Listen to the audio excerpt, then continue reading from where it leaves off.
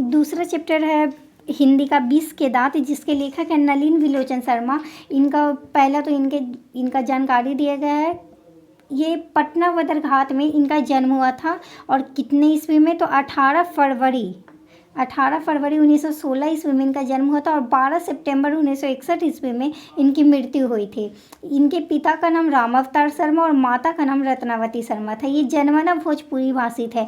इन्होंने पटना कॉलेजिएट से अपने स्कूल की पढ़ाई शुरू की और पटना विश्वविद्यालय फिर एमए इन्होंने संस्कृत और हिंदी दोनों में एमए किया और ये हिंदी के अध्यक्ष बने उसी पटना विश्वविद्यालय में। और मृत्यु पर्यंत यानी जब तक इनका मृत्यु नहीं हुई तब तक ये वहाँ के हिंदी के अध्यक्ष बने रहे।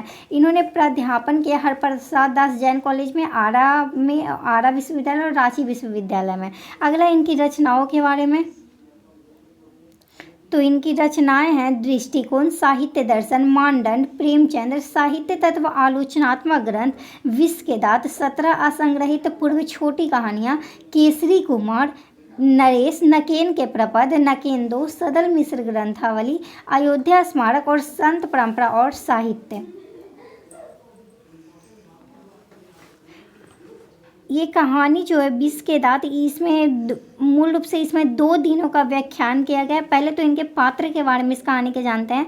तो पहले हैं सेन साहब, जिनका कि एक गाड़ी है स्ट्रीमर लिंड जिसे कहा जाता है और वो काले रंग की है और वो बरसाती में रखी रहती है और ये 7,500 में इन्होंने ख़रीदा था। और अगर इस पर एक खरोच भी आता है तो क्लीनर और सोफर की तो सामत आ जाती है। इनकी 5 खोखियाँ यानी बेटियाँ थी, सीमा, रजनी, आलो, शेफाली और आरती।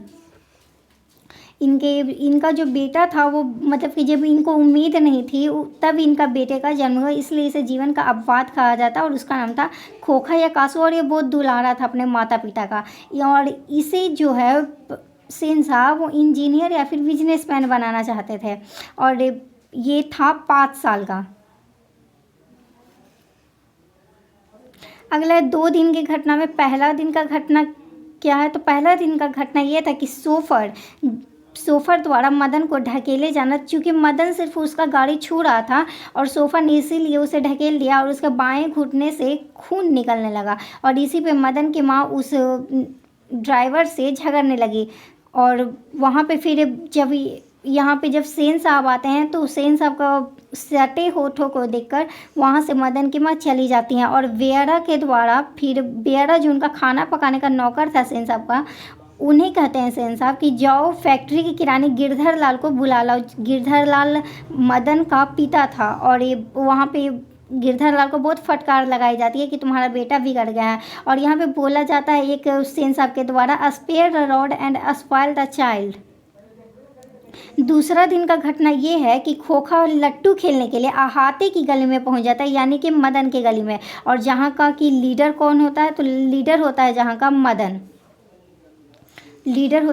और मदन को ये बर्दाश्त नहीं होता है कि वो उसे वहाँ पे खेलने दे और इसलिए जब वो मना करता है तो जो खोखा है उसे तो सबको मारने का आदत रहता है, इसलिए वो उसे भी एक घूसा रसीद कर देता है। और यहाँ पे मदन क्या चुप रहने वाला था, वो भी वहाँ पे उसे 2 घूसे रसीद कर दिया। तो यहाँ पे द्वंद्व युद्ध होने लगा और वहाँ पे कोई भी जो उसके मदन के दोस्त थे वो सब कोई सहायता नहीं कर रहे थे, बल्कि सब अपना अपना अलग हट गया। और बाद